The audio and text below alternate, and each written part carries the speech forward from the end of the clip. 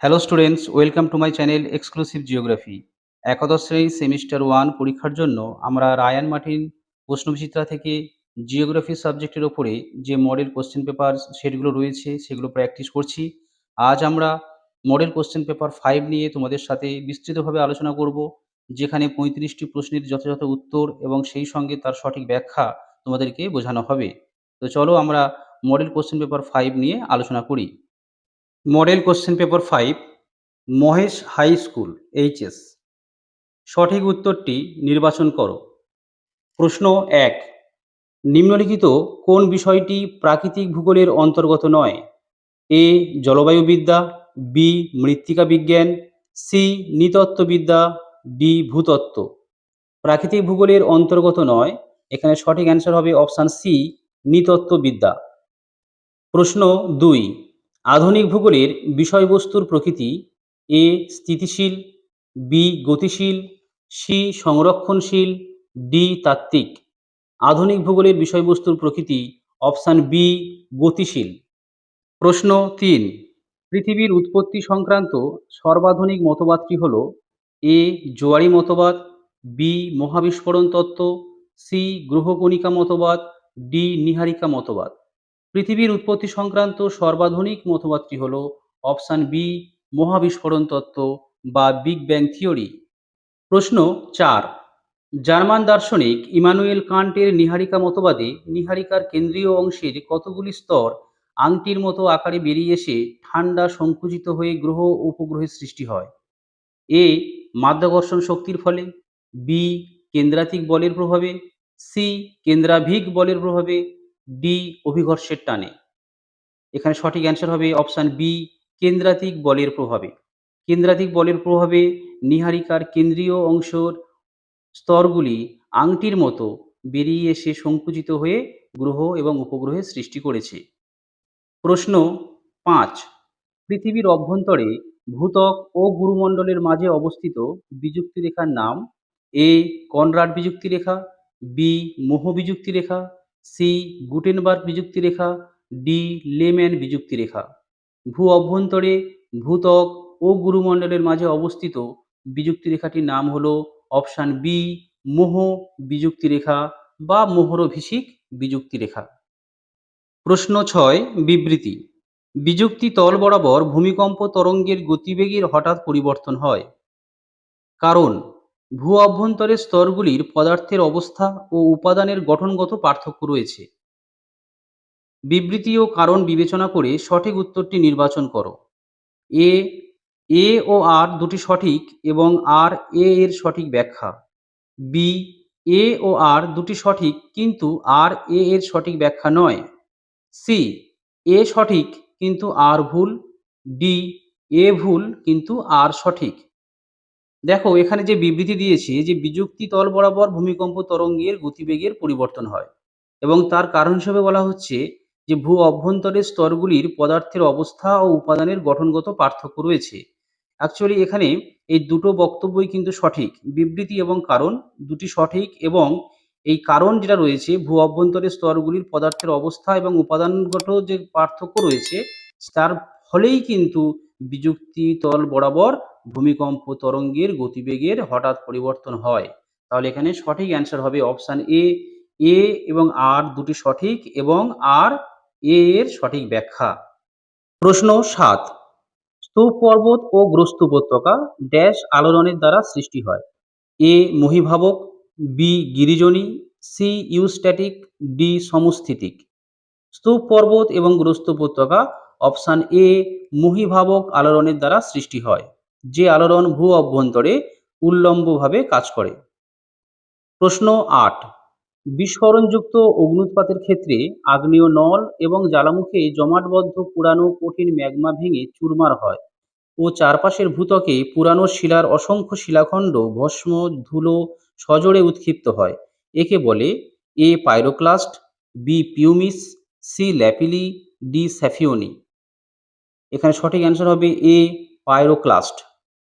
প্রশ্ন 9, ভূমিকম্পের ছায়া অঞ্চল সৃষ্টি হয় যে দুই তরঙ্গের দ্বারা তা হল: A POL, B SOL, C POS, D কোনোটিই নয়।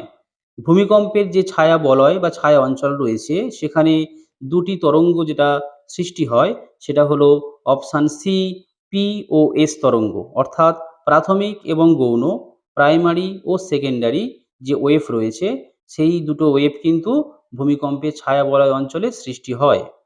এল তরঙ্গ এই অঞ্চলে সৃষ্টি হতে পারে না। প্রশ্ন ১০, ভারতের মধ্যে নিচের কোন অঞ্চলটি বেশি ভূমিকম্প প্রবণ অঞ্চল? এ সিন্ধু গঙ্গা সমভূমি অঞ্চল, বি দাক্ষিণাত্য মালভূমি, সি উপকূলীয় অঞ্চল, ডি শিবালিক হিমালয় অঞ্চল। ভারতের মধ্যে সবচেয়ে বেশি ভূমিকম্প প্রবণ অঞ্চল হলো অপশান ডি শিবালিক হিমালয় অঞ্চল। কারণ হিমালয় পার্বত্য অঞ্চল নবীন ভঙ্গিল পার্বত্য অঞ্চল, তাই সেটি ভূমিকম্প প্রবণ অঞ্চল। প্রশ্ন ১১, যে প্রক্রিয়ায় ক্ষয় ও সঞ্চয় কাজের মাধ্যমে ভূত্বকের উপরিভাগের উচ্চতার পরিবর্তন ঘটে এবং বিভিন্ন উচ্চতাযুক্ত ভূমিরূপের একটা সমতা আসায় ভূমিরূপ সাধারণ তলে পরিণত হয়, এই প্রক্রিয়াকে এ আবহবিকার, বি নগ্নীভবন, সি পর্যায়ন, ডি পুঞ্জিত ক্ষয় বলে? অর্থাৎ ক্ষয় ও সঞ্চয় কার্যের মাধ্যমে যখন ভূত্বকের সমতা আসে এবং সেটি সাধারণ তলে পরিণত হয় তখন তাকে বলা হয় অপশান সি পর্যায়ন বা গ্রেডেশন। প্রশ্ন ১২, বায়ুমণ্ডলের সবচেয়ে ভারী গ্যাস হলো A nitrogen dioxide, B carbon dioxide, C hydrogen, D helium. বায়ুমণ্ডলের সবচেয়ে ভারী গ্যাস হলো অপশান বি কার্বন ডাইঅক্সাইড। প্রশ্ন ১৩, বায়ুমণ্ডলের সবচেয়ে শীতলতম স্তর হল A stratosphere, B mesosphere, C ionosphere, D troposphere. বায়ুমণ্ডলের সবচেয়ে শীতলতম স্তর হল অপশান বি মেসোস্ফিয়ার। প্রশ্ন ১৪, ওজোন ক্ষয় পেয়ে সূর্যের অতিবেগুনি রশ্মির প্রভাবে মানবদেহে যে রোগের সৃষ্টি হয় তা হল এ ব্ল্যাকফুট রোগ, বি ডিসলেক্সিয়া, সি ত্বকের ক্যান্সার, ডি ফ্লোরোসিস। ওজোন স্তর ক্ষয় পেয়ে সূর্যের অতিবেগুনি রশ্মির প্রভাবে মানবদেহে যে রোগের সৃষ্টি হয় তা হল অপশান সি ত্বক ক্যান্সার। ব্ল্যাকফুট রোগ হয়ে থাকে আর্সেনিক দূষণের প্রভাবে, ডিসলেক্সিয়া হয়ে থাকে সিসার প্রভাবে এবং ফ্লোরোসিস হয়ে থাকে ফ্লুরাইড দূষণের প্রভাবে। ফলে এই তিনটে যে রোগ রয়েছে এগুলো কোনো ধাতুর প্রভাবে হয়, কিন্তু ত্বকের ক্যান্সার বা স্কিন ক্যান্সার হয়ে থাকে সূর্যের অতিবেগুনি রশ্মির প্রভাবে। প্রশ্ন ১৫, বায়ুমণ্ডলের ওজোন স্তর অবস্থান করে এ ট্রপোস্ফিয়ারে, বি স্ট্র্যাটোস্ফিয়ারে, সি মেসোস্ফিয়ারে, ডি আয়নোস্ফিয়ারে। বায়ুমণ্ডলের ওজোন স্তর অবস্থান করে অপশান বি স্ট্র্যাটোস্ফিয়ারে।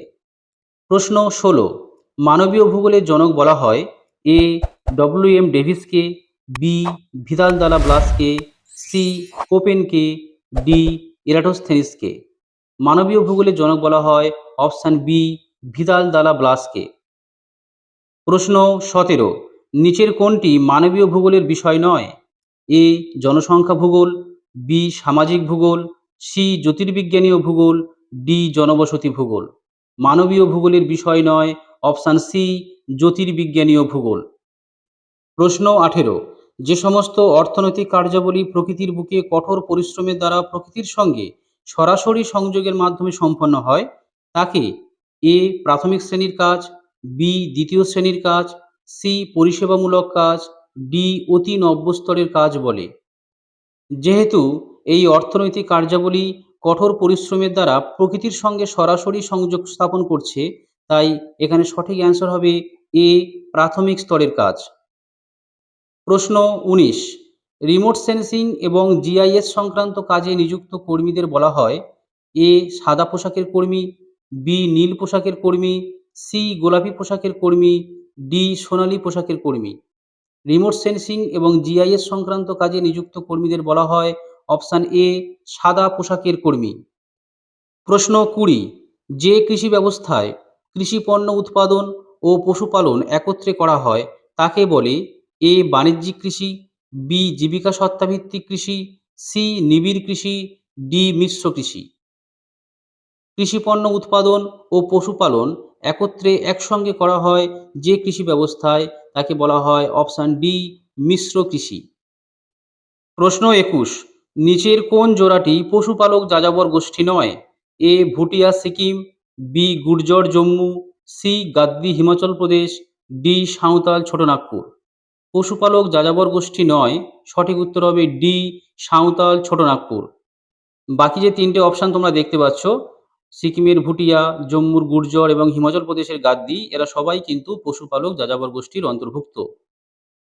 প্রশ্ন 22, আফ্রিকার কঙ্গো নদী অববাহিকায় বসবাসকারী উপজাতি গোষ্ঠী হল A pygmy Bantu, B Eskimo, C Banjara, D Gond উপজাতি। আফ্রিকার কঙ্গো নদীর অববাহিকায় বসবাসকারী উপজাতি গোষ্ঠীদের বলা হয় এ পিগমি বান্টু। প্রশ্ন 23, সঠিক ভেনচিত্রটি নির্বাচন করে হর্টিকালচার, পুমাম কালচার, ফ্লোরিকালচার, ওলেরিকালচারের মধ্যে সম্পর্ক নির্ণয় করো। দেখো এখানে চারটে ভেনচিত্র রয়েছে, যার মধ্যে হর্টিকালচার, পোমাম কালচার, ফ্লোরিকালচার এবং ওলেরিকালচারের মধ্যে একটা সম্পর্ক স্থাপন করতে হবে। প্রথমে দেখতে হবে যে হর্টিকালচার কাকে বলে। হর্টিকালচার হচ্ছে কি না বাজার বাগান কৃষি বা উদ্যান কৃষি। তো এই বাজার বাগান কৃষি বা উদ্যান কৃষি মধ্যে যেখানে সারা বছর ধরে কিছু ফলমূল, শাকসবজি এবং ফুলের চাষ করা হয়ে থাকে, অর্থাৎ হর্টিকালচার হলো বাইরের বড় বৃত্তটা হবে, যেটা প্রধান কৃষি। এবং এই হর্টিকালচারের মধ্যে পোমাম কালচার, অর্থাৎ সারা বছর ধরে যখন ফলের চাষ করা হয় সেই কৃষিকে বলা হয় পোমাম কালচার। এবং সারা বছর ধরে যদি ফুলের চাষ করা হয় তাকে বলা হয় ফ্লোরিকালচার। সারা বছর ধরে যদি শাকসবজি চাষ করা হয় তাকে বলা হয় ওলেরিকালচার। এবং এরা তিনজনেই যেহেতু বাজার বাগান কৃষির মধ্যে অন্তর্ভুক্ত, তাই হর্টিকালচারেরই তিনটি অংশ হলো এই ফ্লোরিকালচার, ওলেরিকালচার এবং পোমাম কালচার। তাহলে এখানে সঠিক ভেনচিত্র হবে অপশান সি, অর্থাৎ বাইরের যে বৃত্তটি রয়েছে এটা হর্টিকালচারের বৃত্ত এবং তার অন্তর্ভুক্ত তিনটি কৃষি ব্যবস্থা হলো পোমাম কালচার, ফ্লোরিকালচার এবং ওলেরিকালচার। তাহলে এখানে সঠিক অ্যান্সার হবে অপশান সি। প্রশ্ন 24, অপারেশন ফ্লাড শব্দটি কোন কৃষির সঙ্গে যুক্ত?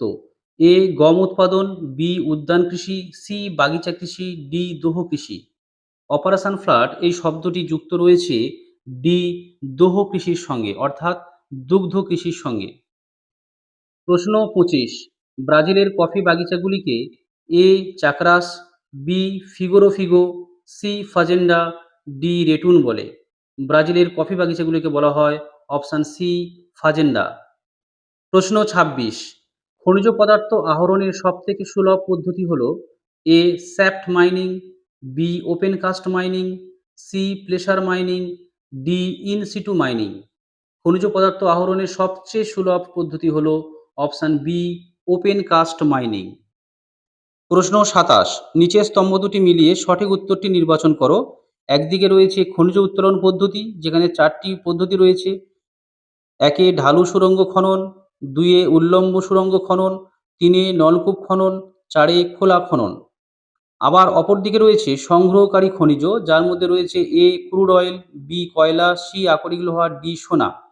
তাহলে আমাদেরকে এই খনিজ উত্তোলন পদ্ধতি থেকে কোন কোন খনিজ সংগ্রহ করা হয় তাদের মধ্যে একটি সম্পর্ক স্থাপন করতে হবে।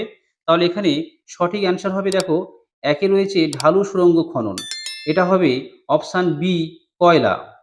কয়লা উত্তোলন করা হয় ঢালু সুড়ঙ্গ খননের মধ্য দিয়ে। 2 নম্বরে রয়েছে উল্লম্ব সুড়ঙ্গ খনন, যেখানে রয়েছে দেখো অপশান ডি সোনা, অর্থাৎ সোনাকে যখন আমরা উত্তোলন করি তখন সেটা উল্লম্ব সুড়ঙ্গের মধ্য দিয়েই করা হয়। 3 নম্বর রয়েছে নলকূপ খনন। নলকূপ খননের মধ্য দিয়ে আমরা ক্রুড অয়েল সংগ্রহ করে থাকি। এবং 4 নম্বরে রয়েছে খোলা খনন, যেখান থেকে আমরা আকরিক লোহা সংগ্রহ করে থাকি। তাহলে এখানে সঠিক অ্যান্সার হবে অপশান বি, একের বি অর্থাৎ ঢালু সুড়ঙ্গ খনন কয়লা, দুইয়ের ডি উল্লম্ব সুড়ঙ্গ খনন অর্থাৎ সোনা, তিনের এ নলকূপ খনন অর্থাৎ ক্রুড অয়েল এবং চারের সি অর্থাৎ খোলা খনন আকরিক লোহা। প্রশ্ন 28, জম্মু ও কাশ্মীর ভেঙে জম্মু ও কাশ্মীর এবং লাদাখ গঠিত হয়েছে এ 2017 সালে, বি 2018 সালে, সি 2019 সালে, ডি 2020 সালে। জম্মু কাশ্মীর ভেঙে জম্মু ও কাশ্মীর এবং লাদাখ গঠিত হয়েছে অপশান সি 2019 সালে। প্রশ্ন 29, ভারতের কেরালা রাজ্যে প্রচুর উপহ্রদ দেখা যায়। এই উপহ্রদগুলি একটি উপকূলে অবস্থিত, যা ম্যাঙ্গালোর থেকে কন্যাকুমারিকা পর্যন্ত বিস্তৃত। এখানে যে উপকূলের কথা বলা হয়েছে তা হলো এ অন্ধ্র উপকূল, বি উৎকল উপকূল, সি মালাবার উপকূল, ডি করমণ্ডল উপকূল। এখানে সঠিক অ্যান্সার হবে সি মালাবার উপকূল। প্রশ্ন 30, প্রস্থ বরাবর হিমালয়ের দক্ষিণতম শ্রেণীটি হল A Tethys Himalaya, B Himadri Himalaya, C Himachal Himalaya, D Shivalik Himalaya. প্রস্থ বরাবর হিমালয়ের দক্ষিণতম শ্রেণীটি হল ডি শিবালিক হিমালয়। প্রস্থ বরাবর যদি হিমালয়ের পর্বতশ্রেণীগুলিকে সাজানো যায় তাহলে সর্ব উত্তরে রয়েছে তেথিস হিমালয়, তার দক্ষিণে রয়েছে হিমাদ্রি হিমালয়, তার দক্ষিণে রয়েছে হিমাচল হিমালয় এবং সর্বদক্ষিণে রয়েছে শিবালিক হিমালয়। প্রশ্ন ৩১, দাক্ষিণাত্যের মালভূমি একটি এ লাভাগঠিত, বি উত্থিত, সি অবনত, ডি সঞ্চয়জাত মালভূমি। দাক্ষিণাত্যের মালভূমি একটি অপশান এ লাভাগঠিত মালভূমি। প্রশ্ন ৩২, ভারতের উপদ্বীপীয় অঞ্চলের নিম্নলিখিত পূর্ববাহিনী নদীগুলির মধ্যে উত্তর থেকে দক্ষিণে প্রবাহিত নদীর ক্রম হল A Subarnarekha, Krishna, Mahanadi, Godavari, Kaveri, Vaigai, B Subarnarekha, Mahanadi, Godavari, Krishna, Pennar, Kaveri, C Mahanadi, Godavari, Subarnarekha, Krishna, Kaveri, Vaigai, D Godavari, Subarnarekha, Krishna, Pennar, Vaigai, Mahanadi. ভারতের উপদ্বীপীয় অঞ্চলের পূর্ববাহিনী যে নদীগুলো রয়েছে তাদের যদি উত্তর থেকে দক্ষিণ দিকে আমরা ক্রমানুসারে সাজাই তাহলে সঠিক অ্যান্সার হবে অপশান বি, অর্থাৎ সর্ব উত্তরে রয়েছে সুবর্ণরেখা, তার দক্ষিণে রয়েছে মহানদী, তার দক্ষিণে গোদাবরী, তার দক্ষিণে কৃষ্ণা, তার দক্ষিণে পেন্নার এবং সর্বদক্ষিণে রয়েছে কাবেরী নদী। প্রশ্ন ৩৩, ভুল জোড়াটি চিহ্নিত করো। A Sindhu Bokharchu, B Ganga Gangotri, C Narmada Amarkantak, D Teesta Siachen. এখানে সঠিক অ্যান্সার হবে ডি তিস্তা সিয়াচেন। তার কারণ হলো সিন্ধু তার উৎপত্তিস্থল বোখারচু, গঙ্গা গঙ্গোত্রী এবং নর্মদা অমরকণ্টক এই তিনটির উৎসস্থল কিন্তু সঠিক, কিন্তু তিস্তা নদী উৎপত্তি হয়েছে জেমু হিমবাহ থেকে, তাই এটা সিয়াচেন সঠিক অ্যান্সার নয়। তাই এখানে ভুল জোটটি হলো অপশান ডি। প্রশ্ন ৩৪, গম্বুজাকৃতির পাহাড়ে ছোটনাগপুর মালভূমিতে নিম্নলিখিত কোন জলনির্গম প্রণালীটি গড়ে উঠেছে? এ জাফরিরূপী, বি কেন্দ্রবিমুখ, সি কেন্দ্রমুখী, ডি বৃক্ষরূপী। যেহেতু ছোটনাগপুর মালভূমির গম্বুজাকৃতি পাহাড়ের যে ভূমিরূপ রয়েছে সেখানে যে জলনির্গম প্রণালী গড়ে উঠবে সেটি হবে কেন্দ্র বিমুখ, অর্থাৎ অপশান বি। তার কারণ কেন্দ্রবিমুখ জলনির্গম প্রণালীতে দেখা যায় কোনো একটি উঁচু অঞ্চল থেকে বিভিন্ন দিকে নদীগুলি প্রসারিত হয়, অর্থাৎ একটি কেন্দ্র দিকে বিভিন্ন দিকে প্রসারিত হয় বা ছড়িয়ে পড়ে। তাই এখানে সঠিক আনসার হবে বি কেন্দ্র বিমুখ। সর্বশেষ প্রশ্ন ৩৫, নিম্নলিখিত তথ্য থেকে সঠিক বিকল্পটি নির্বাচন করো। একে সর্দার সরোবর প্রকল্প গুজরাট, দুয়ে তেহেরি পরিকল্পনা উত্তরাখণ্ড, তিনে ফারাক্কা ব্যারেজ ঝাড়খণ্ড, চারে ভদ্রা পরিকল্পনা কর্ণাটক। এখানে যে চারটি অপশান রয়েছে এই চারটি অপশানের মধ্যে ১ নম্বরে রয়েছে সর্দার সরোবর প্রকল্প গুজরাট, এটি সঠিক। ২ নম্বরে রয়েছে তেহেরি পরিকল্পনা উত্তরাখণ্ড, এটিও সঠিক। ৩-এ রয়েছে ফারাক্কা ব্যারেজ ঝাড়খণ্ড, এটি ভুল, এটা হবে পশ্চিমবঙ্গ। এবং ৪-এ রয়েছে ভদ্রা পরিকল্পনা কর্ণাটক, অর্থাৎ ৪ নম্বরটাও সঠিক। তাহলে দেখো এখানে ১, ২ এবং ৪ সঠিক এবং ৩টা হচ্ছে ভুল। তাহলে এখানে সঠিক অপশান হবে অপশান ডি, ১, ৩, ৪ ঠিক, ৩ ভুল। তাহলে আজ আমরা মডেল কোশ্চেন পেপার 5 নিয়ে তোমাদের সাথে আলোচনা করলাম। পরবর্তী ভিডিওতে পরবর্তী যে মডেল সেট রয়েছে মডেল সেট 6 সেটা নিয়ে তোমাদের সাথে আমরা বিস্তৃতভাবে আলোচনা করব।